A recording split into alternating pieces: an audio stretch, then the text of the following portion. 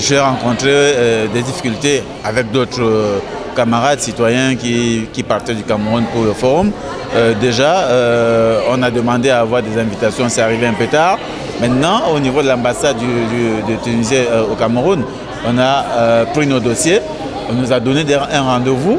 Et quand on est reparti au jour du rendez-vous, on nous a fait savoir que le gouvernement tunisien a donné des instructions à toutes les représentations diplomatiques de ne plus accorder des visas, sauf après autorisation du gouvernement tunisien. Et donc du coup, on n'avait pas de solution. Et nous étions à 2 jours de notre départ. On a essayé de faire du boucan, on a essayé de rencontrer l'ambassadeur. L'ambassadeur nous a dit, il nous a sorti la lettre, où il nous a dit, voilà, eux, ils ont reçu des instructions. Il n'est pas possible, il ne peut pas prendre sur lui d'accorder un visa s'il n'a pas une réponse de Tunis. Et que notre dossier a été envoyé à Tunis et qu'il attendait toujours la réponse. Et donc, face à cette situation-là, on ne savait plus quoi faire. On a dû utiliser le document de demande de visa qui a été fait par les organisateurs pour que ceux qui n'ont pas de représentation diplomatique dans leur pays puissent avoir accès à la possibilité de payer les visas à l'aéroport. C'est ce document-là que nous avons utilisé pour aller à l'aéroport. Et bien entendu, avec ce document-là, l'agence a refusé de nous embarquer, estimant que c'était une demande de visa et non un document qui attestait qu'on paierait le visa à l'arrivée.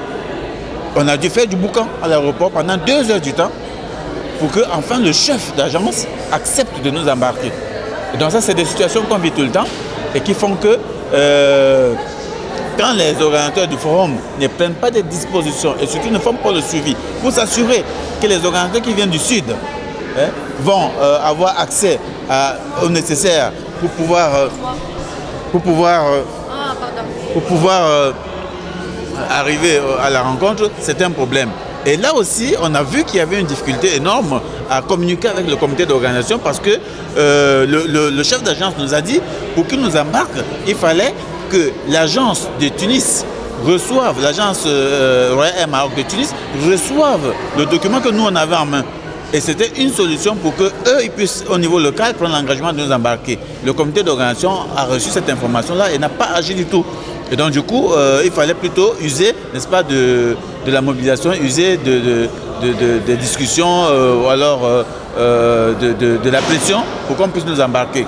Et je crois que ça, j'en profite pour dire que quand des gens se mettent ensemble pour organiser un événement international qui va accueillir des gens et qu'il va s'agir de parler des problèmes qui concernent un public spécifique, il faut toujours s'assurer que ce public-là sera présent au lieu de la manif, au lieu de l'activité. Sinon, le résultat, c'est ce que l'Afrique vit aujourd'hui. Chaque fois au niveau international, qu'il y a des rencontres, on prend des décisions. Ces décisions posent plutôt des problèmes à l'Afrique parce que les Africains sont absents ou alors ne sont pas amenés à prendre la parole pour dire leurs mots afin de prendre la décision qui convient à leur situation.